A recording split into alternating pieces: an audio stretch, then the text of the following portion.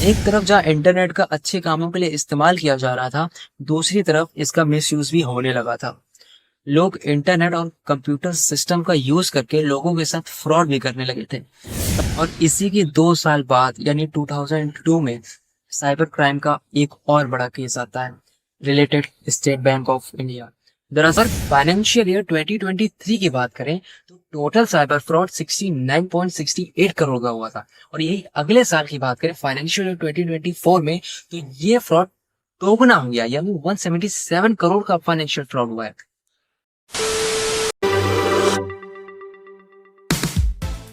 अगर हम आज के समय की बात करें, हम साइंस और टेक्नोलॉजी से घिरे हुए हैं। इसका एक बहुत महत्वपूर्ण उदाहरण है इंटरनेट।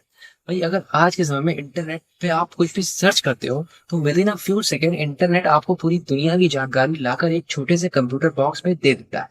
लेकिन आखिर ऐसा मुमकिन हुआ कैसे? तो इसके लिए हमें थोड़ा अपने इतिहास में जाना पड़ेगा। तो हम बात कर रहे हैं लेट 1940s की, जब यूएस का डिपार्टमेंट ऑफ डिफेंस इस चीज को लेकर बहुत परेशान था कि उनके पास ऐसा कोई डिवाइस नहीं है जो किसी और डिवाइस और नेटवर्क से कनेक्ट होके उनको कोई डाटा प्रोवाइड करे। तो दरअसल वो ये चाहते थे कि वो एक ऐसा नेटवर्क बनाए जो लार्ज एरिया में कनेक्ट हो और उनका कमांड फॉलो करके उन्हें इंफॉर्मेशन प्रोवाइड करे, जो कि उनके न्यूक्लियर इवेंट वॉर में काम आए। तो कुछ समय बाद वो अपने इस प्लान पे सक्सेसफुल रहते हैं और इंटर प्रोटोकॉल और आर्पानेट की खोज करते हैं। आर्पानेट मीन्स आपका advance research product agency network. हालांकि ये चीज 1989 में आके बंद कर दी गई थी। और यहाँ तक आते आते आपको इतनी तो जानकारी हो गई होगी कि internet basically military use purpose के लिए बनाई गई थी। लेकिन कुछ समय बाद 2000 आते आते ये बेसिकली एकेडमिक, गवर्नमेंट, इंडस्ट्रियल और बैंकिंग सेक्टर्स में भी यूज होने लगी थी। और यही हम बात करें इंडिया की, तो इंडिया में पहला इंटरनेट सर्विस बीएसएनएल ने प्रोवाइड किया था, विदेश संचार निगम लिमिटेड ने। ये एक स्टेट ओन टेलीकम्युनिकेशन कंपनी है। और लेकिन ये मेजरली कुछ ही सिटीज में अवेलेबल करवाई गई थी, जैसे मुंबई, दिल्ली और बेंगलोर में। और 1996 आते आते इंडिया का पहला इंटरनेट कैफे भी प्रोवाइड करवाया गया था मुंबई में। और यही 2000 आते आते वर्ल्ड बैंक की इंटरनेट सर्विस भी लोगों को प्रोवाइड करवा दी गई थी। और 2002 आते आते सिर्फ 1% ऑफ द पॉपुलेशन की इंडिया की इंटरनेट यूज कर रही थी। 2005 में ये नंबर 2% हो जाता है और 2010 में ये नंबर 10% हो जाता है। लेकिन ये 10 साल बाद यानी 2020 में ये नंबर 50% हो जाता है। यानी 50% ऑफ द पॉपुलेशन इंडिया की इंटरनेट यूज करने लगी थी। देखा जाए तो लोगों का काम बहुत आसान हो गया था। जिस काम में समय लगता था वो with in a few second हो जाता था with the help of internet. लेकिन कहते हैं कि अगर हेवन है तो हेल्प, किसी चीज का पॉजिटिव इम्पैक्ट है तो नेगेटिव इम्पैक्ट भी है।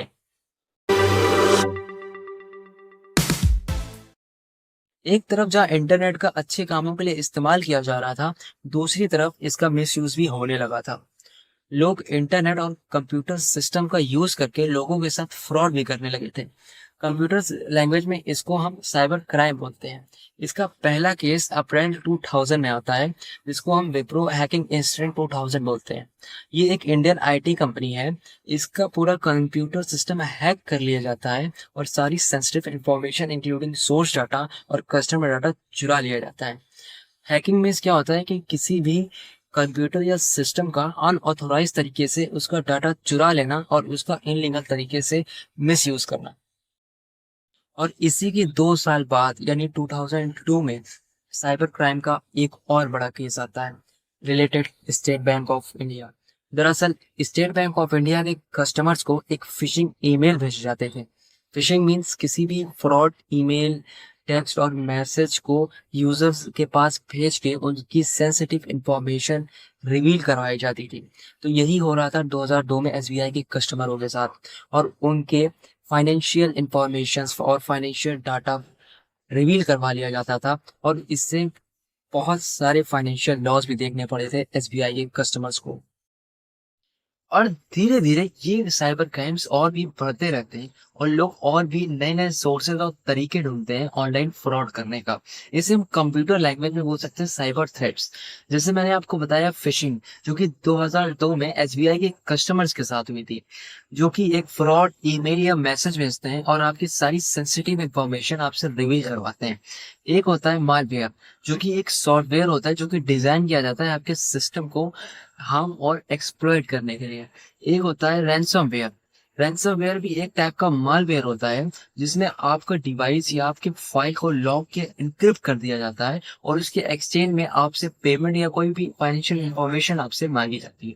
एक एसक्यूएल इंजेक्शन होता है, स्ट्रक्चर्ड क्वेरी लैंग्वेज, जो कि एक टाइप का अटैक होता है जो कि आपके डिवाइस या आपके वेबसाइट पे की जाती है और एक मैलिशियस कोड इंजेक्ट कर दिया जाता है जिससे वो आपके सारे डाटाबेस को मॉडिफाई कर सकता है, आपके सेंसिटिव इंफॉर्मेशन को डिलीट भी कर सकता है। और भी सोर्सेस हैं जैसे कि कार्ड स्किमिंग।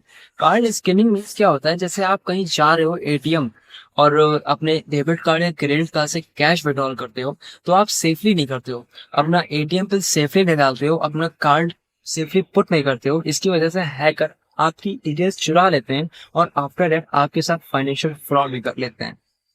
और अगर हम ईयरली बेसिस पे टोटल वैल्यू की बात करें तो 2000 से लेकर 2005 तक टोटल 100 करोड़ के साइबर फाइनेंशियल फ्रॉड किए गए थे और 2006 से लेकर 2010 तक टोटल 1000 करोड़ के फाइनेंशियल फ्रॉड किए गए थे। और यही 2011 से लेकर 2015 तक टोटल 10,000 करोड़ के साइबर फाइनेंशियल फ्रॉड किए गए थे। और आफ्टर दैट 2020 टू 21 तक आरबीआई एक रिपोर्ट पेश करता है कि the total amount of financial cyber fraud has been growing steadily over the years। उनके पास टोटल साइबर फ्रॉड की केसेस 3,94,499 रिपोर्ट किए गए थे पिछले 20 सालों में और इसकी टोटल एस्टिमेटेड वैल्यू 1,85,000 करोड़ बताई जा रही थी। आपको ये नंबर बहुत बड़ा लग रहा होगा, लेकिन इसमें भी बहुत अनरजिस्टर्ड और अनडिटेक्टेड केसेस हैं जो कि सामने ही नहीं आए। जैसे कि मैंने आपको बताया, it has been growing instantly over the years. Financial year 2023 में टोटल फाइनेंशियल फ्रॉड 68 करोड़ के किए गए थे और यही अगले साल फाइनेंशियल ईयर 2024 में ये वैल्यू डबल हो जाती है, यानी कि 177 करोड़ का फाइनेंशियल फ्रॉड किया गया। और अगर हम बात करें कुछ रीसेंट केसेस की, तो अभी मई 2024 में एक केस आया था हैदराबाद से, जहाँ पे 75 साल के आदमी का 13 करोड़ रुपए का साइबर फ्रॉड हो गया, जो कि एक सीनियर मैनेजर था पब्लिक सेक्टर यूनिट का, जो कि रिटायर्ड हो गया था और रिटायर्ड के कुछ फंड आ रहे थे। तो उसके पास एक व्हाट्सएप मैसेज आता है कि आप अगर इस स्कीम में इतना इन्वेस्ट करेंगे तो एक साल में आपको 40% का रिटर्न आएगा। और धीरे धीरे वो इसमें इन्वेस्ट करता जाता है और उसके सारे पैसे डूब जाते हैं। और हाल ही में एक और भी केस आया था, नैनीताल बैंक के एक आईटी मैनेजर की लॉगिन आईडी को हैक करके 16.5 करोड़ की विड्रॉइंग हो जाती है और विड्रॉइंग भी अलग अलग स्टेट और अलग अलग कंट्रीज से होती है। इतने सारे क्राइम केस सुन के आपके मन में सवाल आए होंगे कि भाई how we can keep ourselves protect by these crimes. तो बेसिक्स हैं इसके, आप इसको फॉलो जरूर करिएगा। जैसे कि अपनी फाइनेंशियल इंफॉर्मेशन किसी के साथ भी शेयर ना करें, चाहे वो बैंक के डिटेल्स ओटीपी हो गई। और आफ्टर दैट अपने किसी भी फाइनेंशियल फाइल को हमेशा प्रोटेक्ट रखिए और उसमें एक यूनिक और स्ट्रॉन्ग पासवर्ड लगा के रखिए। अपने सॉफ्टवेयर को हमेशा अप टू डेट रखिए और उसमें एंटीवायरस और फायरवॉल्स भी हमेशा यूज करिए, जिससे वो जल्दी से हैक ना हो पाए।